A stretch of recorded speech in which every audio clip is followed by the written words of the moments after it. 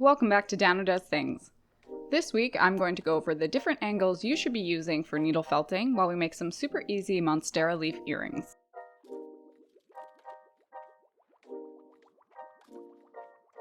First, let's go over the supplies we will need. We will need some wool fiber, one in a dark green and another in a lighter green. You won't need a ton of either, just small balls like these ones. We'll need our felting needles. I'll be using a multi-tool with 3 coarse needles to start felting, and I'll switch to a single fine needle for finishing. We will need earring holders. You can choose whichever you'd like, but I'll be using these bronze kidney loops for mine. Now you can go without this, but I'll be using a heart-shaped cookie cutter as a template for my leaf. Cookie cutters are great for easily making shapes with wool, but keep in mind your piece will be smaller after you felt it. It is also nice to have some small, very snippy scissors for trimming up fuzz. Alright, let's get started. We're going to take our darker green wool and place it in our cookie cutter. It'll look like you're using too much wool, but once you start felting it gets packed in and is much denser, so you may even need to add more as you go along. Now we are going to start with our first felting angle, which is a 90-degree angle. You'll always want to start your piece with your needle perpendicular to whatever you are felting. The 90-degree angle is best for quickly and efficiently felting and getting that nice density we are looking for. Obviously the wool starts out very fluffy and loose, and this angle is for tangling the fibers together and making them nice and tight. This is the workhorse technique of felting, and it gets things done. We will use this technique for the majority of this project.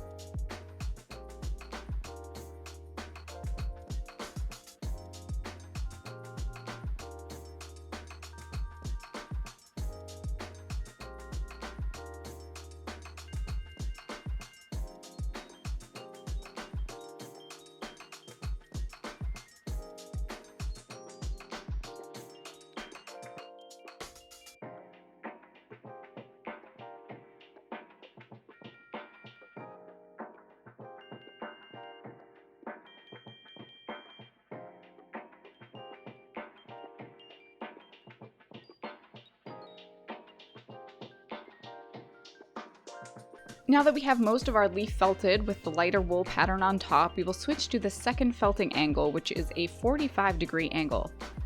This angle will help to tangle the fibers from a different direction, which will give strength and stability to your piece. It will also help to start tuck away those flyaway fibers. With all angles of felting, remember that you aren't trying to pierce all the way through your piece, you're using more of a poking motion than a stabbing motion. You can also use this angle to finalize any shaping you need to do.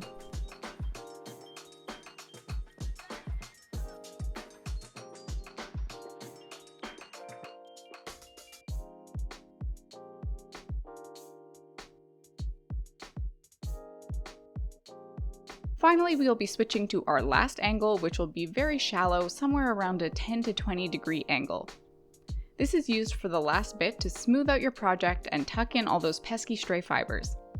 Using this angle will really help to elevate your piece and make it look professional.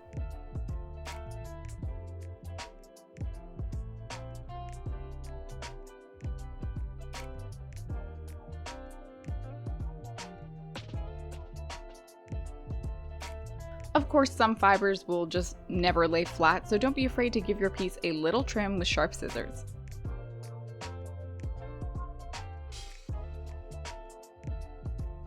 To finalize our earrings, we're going to be using our needle to poke a hole through the top of the leaf and thread our earring holder through.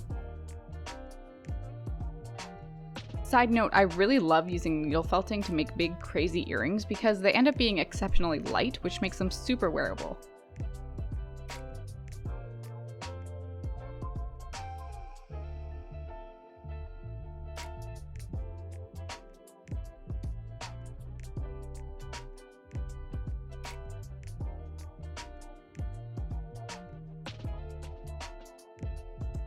Hopefully you were able to learn a little more about needle felting, and remember to check out my channel for more beginner project inspiration. Thanks for watching, and we'll see you next week.